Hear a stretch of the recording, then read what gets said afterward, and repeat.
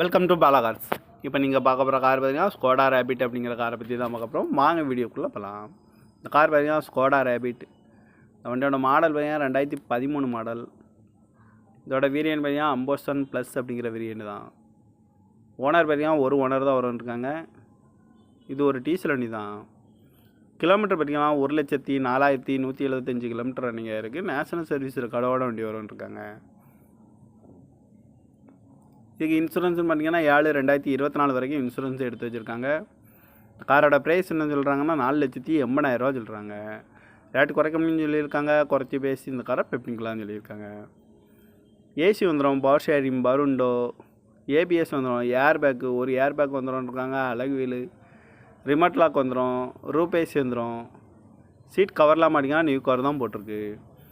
இந்த கார் பார்க்க வேண்டிய இடங்கள்னு பார்த்தீங்கன்னா தர்சன் கார்ஸ் ஈரோடு அப்படிங்கிற இடத்துல தான் இந்த கார் பார்க்க முடியும்.